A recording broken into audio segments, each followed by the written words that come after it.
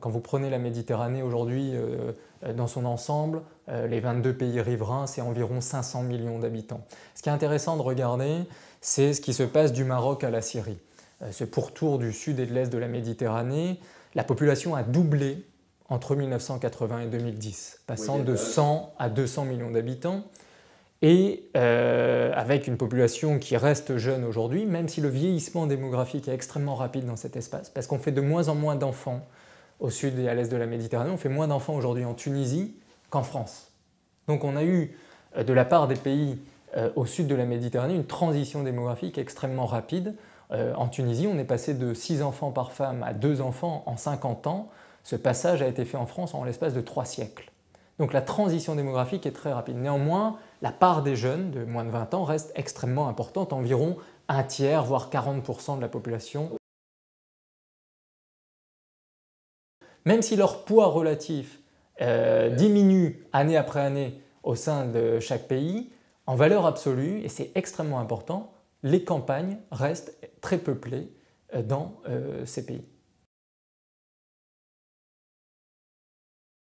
Ce qui est intéressant d'observer, c'est qu'aujourd'hui, si vous prenez l'Europe et la Méditerranée, puisqu'aujourd'hui on essaye de penser la mondialisation sous forme d'intégration de pôles régionaux qui auraient intérêt à converger et à penser le monde sous forme d'organisation régionale.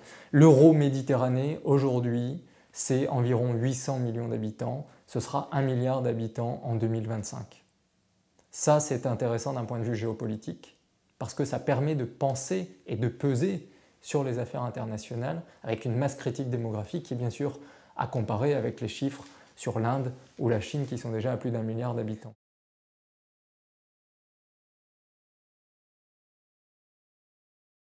Le problème de la Méditerranée sur le terrain économique, c'est que c'est un espace, encore une fois, extrêmement exigu, où il y a des contrastes des richesses très saisissants.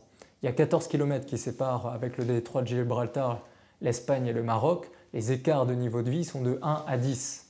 Et nous avons aujourd'hui une fracture économique qui traverse le bassin méditerranéen.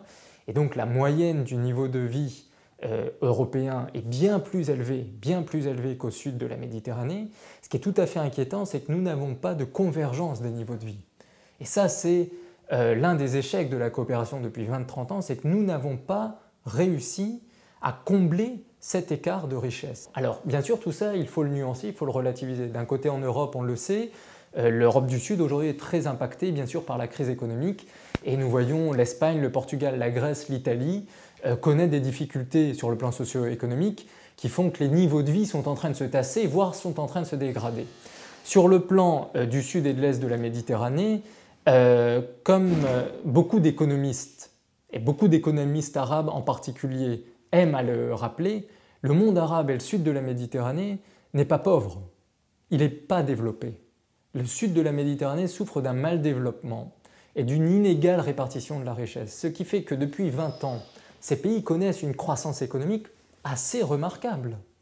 On était à plus de 5, 6, voire 7 à 8% de taux de croissance annuel, donc ce n'est pas le seul indicateur pertinent, mais néanmoins on a eu une croissance qui classait ces pays d'ailleurs dans toutes les grandes analyses financières internationales comme des pays non pas émergents mais les pays qui étaient en transition et qui allaient être des locomotives de l'économie du XXIe siècle. Le problème c'est que cette croissance économique n'a pas été répartie au sein de la population et que les inégalités de richesse se sont amplifiées.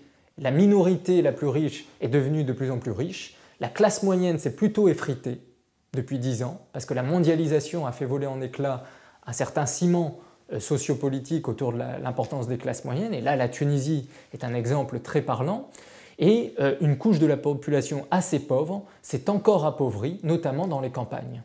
Et donc aujourd'hui cette inégale répartition de la croissance pose une vraie question en termes bien sûr de redistribution de cette croissance au niveau social, au niveau de la population, mais aussi au niveau territorial. C'est toute la problématique de la croissance plus inclusive sur l'ensemble des territoires.